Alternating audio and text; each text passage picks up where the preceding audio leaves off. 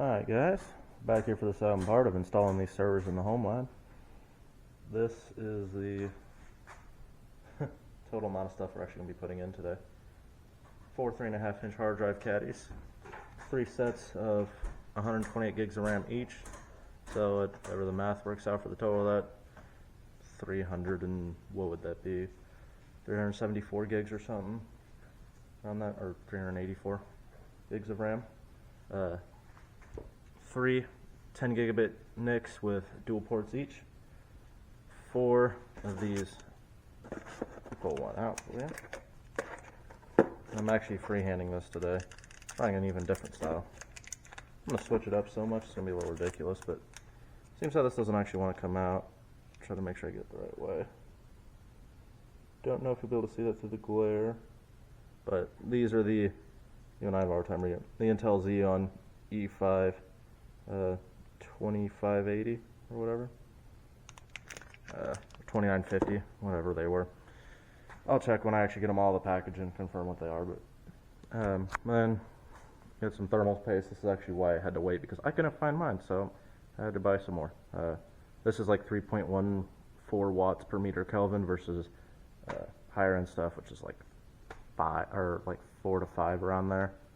I think 5 is like the top of the end stuff, but it's good enough. Placement heatsink for the one. So yeah, I'm actually going to do a top of the shot or top of the rack shot, so you guys will be just kind of sitting on top of the rack watching down like that. But I'll head over to the rack, put you guys up there, and start getting all this stuff put in. Alright, now you guys get to watch from above as I do all this. So here's to go to hoping this works right. I'm going to start putting in all this RAM.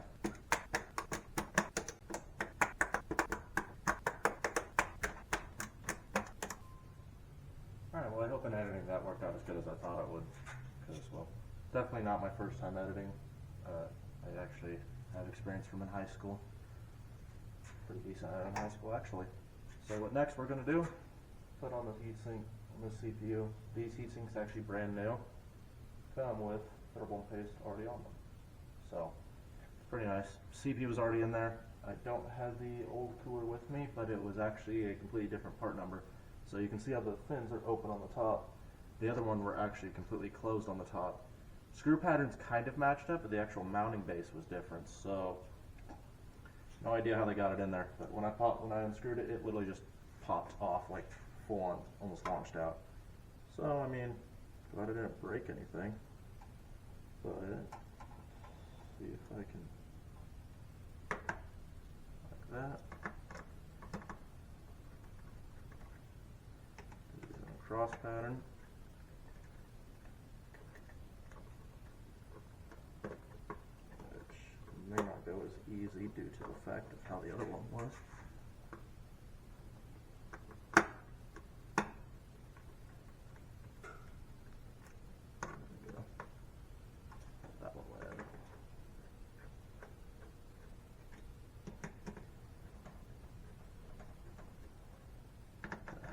Now I'm just gonna cross tighten them. Oh, this one never even actually started. How nice of it.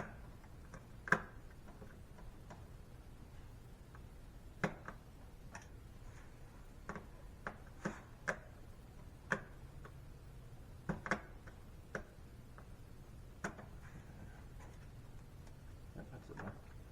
Just want to make sure it was in there. So, there we go. CPU coolers on that one. This top server, because there's actually stuff above it, I have to throw a cover back on for it to slide back in without it hitting this little riser plate right here. That's actually the modulator for the TV station.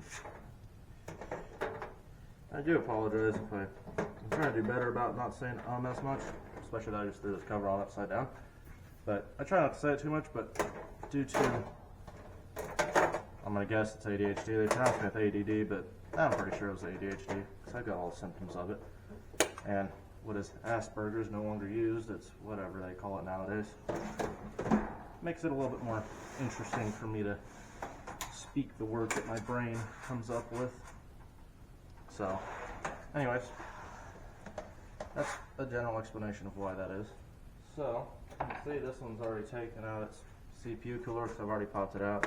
That's what we're gonna do. So unscrew this one. Get it all sorts of unscrewed. Try to get it where it's gonna come out completely straight.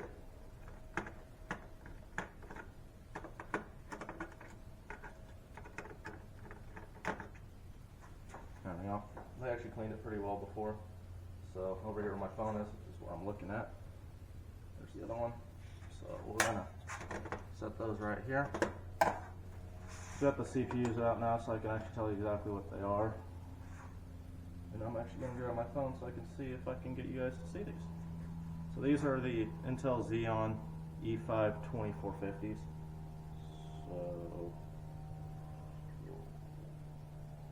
man, it's so hard to focus on that because that font is fairly legible on them.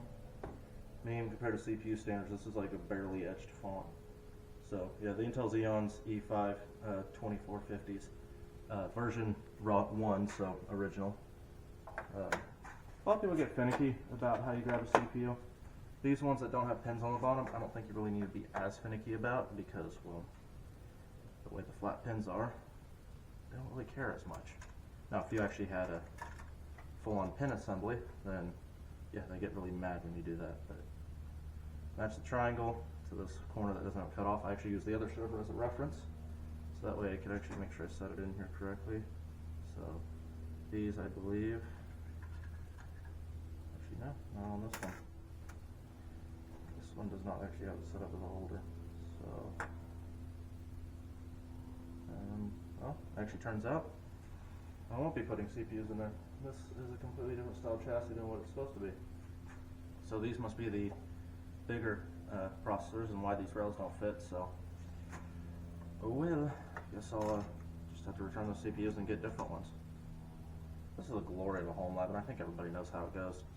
Because this is supposed to be the exact same revision and everything as these upper computers, but obviously the CPUs are different between them. So that doesn't bother me. That just means we're going to switch gears. We have other things to put in, so let me run over here.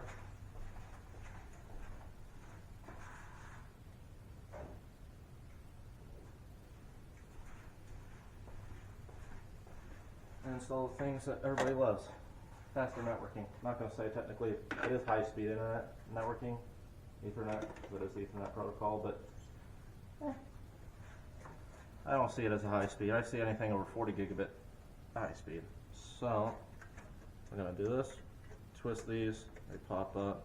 It's the only thing securing it in place, except for the fact that the riser pins.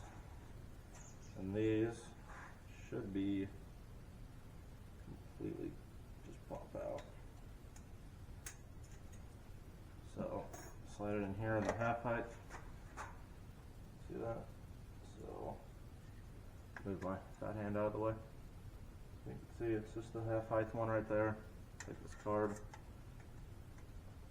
get it all sorts of lined up, and then just click, send.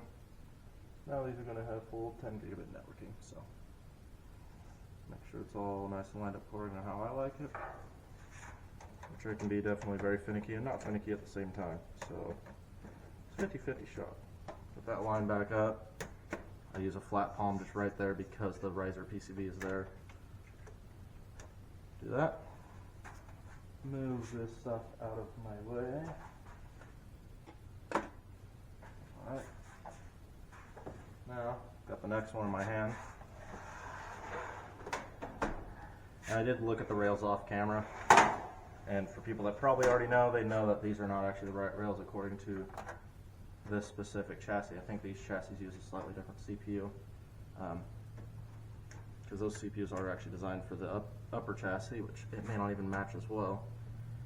So, whatever. Things happen. So, get this popped out. It's going to be annoying because, well, there is barely any clearance, if any. Oh well, it doesn't really want to come out. So again, you can tell not the right rails because it's actually not clearing over corner. Sorry about the dogs barking in the background. So we're going to do this kind of while it's half in, half out.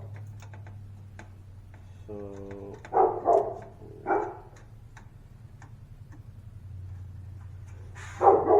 let's see if I can get it to go in there.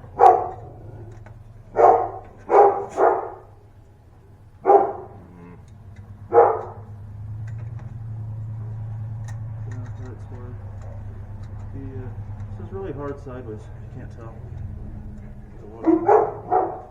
Watch me struggle. There it goes. I do believe that's in there. It was hitting on the upper corner. Wasn't quite going in all the way. Fine. We're just going to...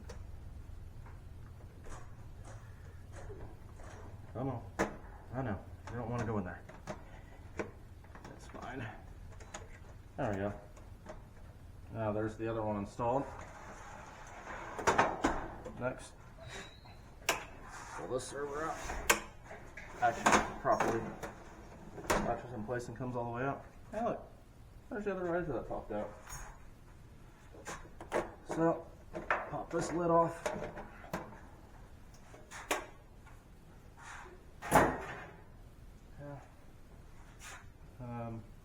Got the other one. I was thinking about actually spooling these up, and I may spool them up, but they're going to scream with error codes because, you know, missing CPUs and stuff like that. So, rinse and repeat. Just grab this off. Oh, man, my brain is getting tired. Pop it out. It's easier if I just use both hands, that's why I bring it closer to myself. Take it. Get it lined up properly and not just, you know, completely strewn all over the place. There we go. All sorts put in now. So, gotta love servers for that reason. Swapping out hardware can be, when they're installed in the correct environment, I will say, swapping out hardware is fairly easy.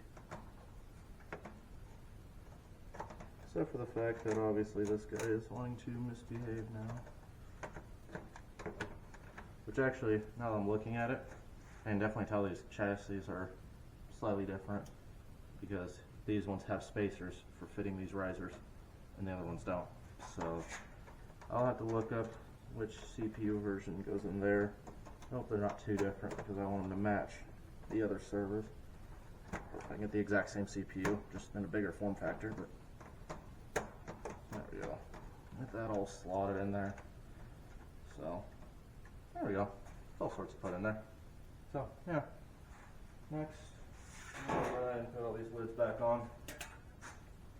Seems how, again, I am going to be without getting these running in a second video. So, I mean, it gives me more time to get stuff in and get more stuff done while waiting on people to deliver parts that I need. So I'm just grabbing these lids one by one, pick them up,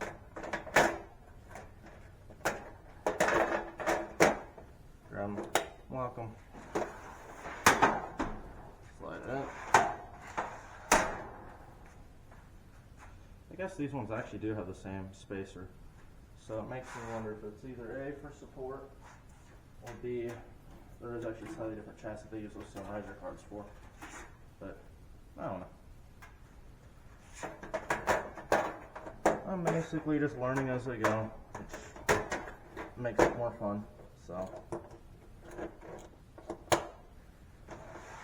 Alright.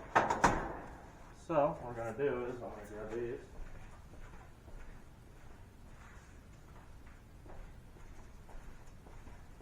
I don't have hard drives for them, but just hard drive caddies. So these are, pull them out, they're just blanks. So it's about to take those. Throw them up there. Throw those two in there. Just take them.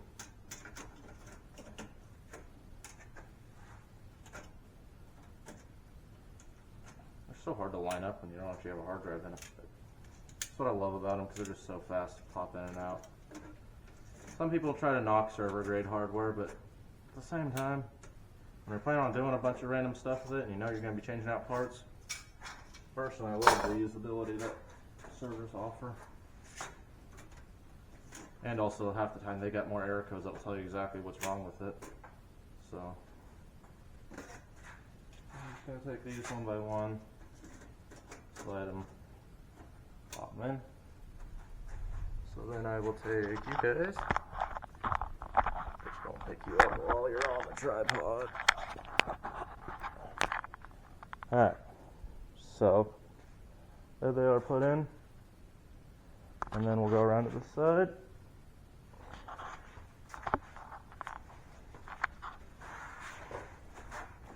Move the door out of the way. That's what the backside's looking like. So there's those three servers. Move those out of the way. So each one has 4 ports of gigabit, and each one has 2 ports at 10 gigabit. And on the upper ones, 2 ports at 1 gigabit on those, the network switches. So those are looking pretty good.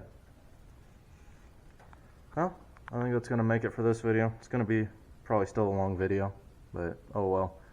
Hopefully one of these next videos I'll actually get all these servers done fully, because now it's just left is getting the CPUs in there and then getting them hooked up. So I need to buy cables, buy new CPUs, and then we'll be off to the races. So anyways, thank you guys for watching, and I hope you enjoy the next one.